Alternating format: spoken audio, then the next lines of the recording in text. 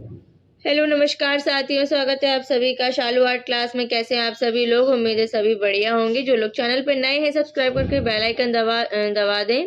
बिना समय व्यर्थ किए हम आज का वीडियो शुरू करते हैं। आज हम सेकंड चैप्टर सिंधु घाटी सभ्यता की कला, जिसमें हड़प्पा और मोहनजोदड़ो, उसके वन लाइनर क्वेश्चन पढ़ेंगे। एक्चुअली में वन लाइनर यही है। इसके पहले फर्स्ट चैप्टर का मैं वीडियो शेयर कर चुकी हूँ। तो चलिए शुरू करते हैं। भारतीय कला का सबसे प्राचीन केंद्र है तो सिंधु घाटी की सभ्यता है। ठीक है, भारतीय कला का सबसे प्राचीन केंद्र क्या है? सिंधु घाटी की सभ्यता है। नेक्स्ट क्वेश्चन है, हड़प्पन सभ्यता किसे कहते हैं? तो सिंधु सभ्यता को कहते हैं। अगला प्रश्न है, हड़प्पा संस्कृति के अवशेष कहाँ पर स्थित हैं? तो पाकिस्तान में स्थित है। अगला प्रश्न है, सिंधु घाटी की सभ्यता किस अवधि की है? तो 2500 से 1750 ईसा पूर्व की है।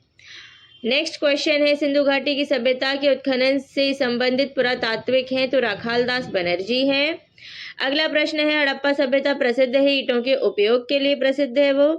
नेक्स्ट क्वेश्चन है, मोहरें पाई गई सिंधु घाटी सभ्यता में पाई गई।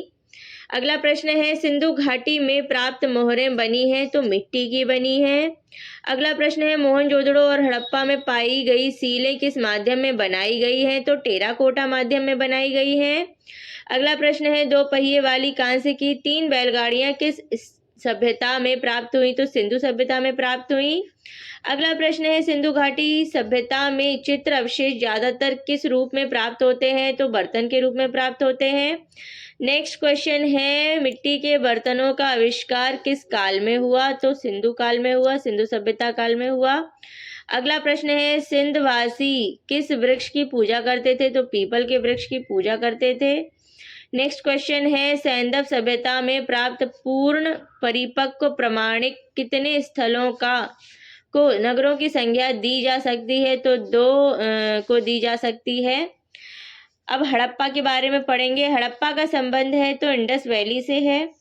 हड़प्पा से प्राप्त पुरुष धड़ बना है तो लाल चूना पत्थर का बना है।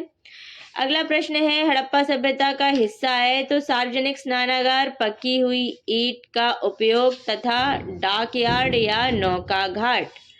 अगला प्रश्न है, हड़प्पा मोहनजोदड़ो किस सभ्यता से संबंधित हैं? तो सिंधु सभ्यता से संबंधित हैं। नेक्स्ट क्वेश्चन हम मोहनजोदड़ो से पढ़ेंगे। अब नगरीय सभ्यता का प्रथम उदाहरण कहाँ से मिला है? तो मोहनजोदड़ो और हड़प्पा से मिला है।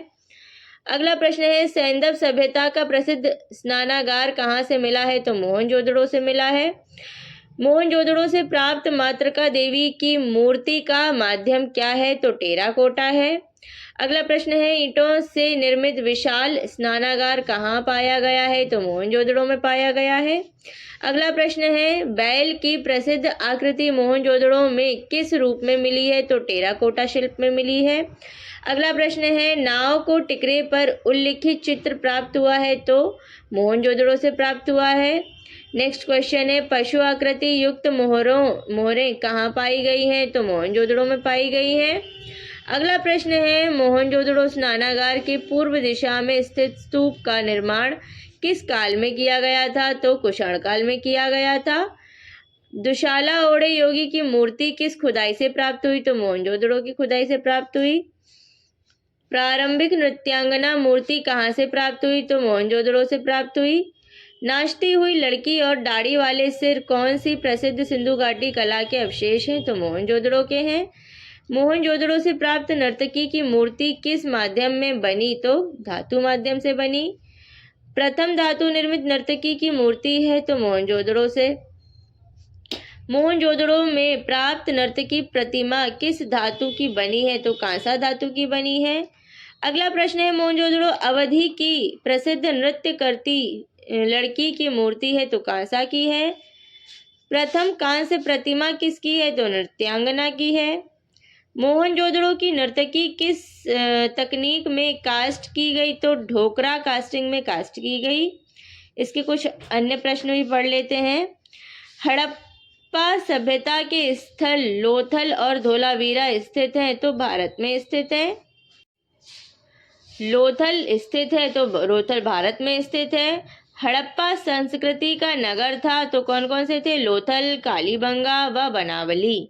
इसी के साथ आज का सेकंड चैप्टर भी फिनिश होता है। वन लाइनर क्वेश्चन की यही खासियत होती है कि उनको बस बारीकी से अच्छे से पढ़ना है, जल्दी ही खत्म हो जाते हैं और इसमें आपको आंसर को एक तरह से रट्टा मार लिया जाता है इसमें, तो कंफ्यूज होने का सवाल नहीं होता। तो पढ़ते रहिए, शेयर भी कीजिए। मिलती हूँ नेक्स्ट वीडियो में, तब तक के लिए take care and bye bye.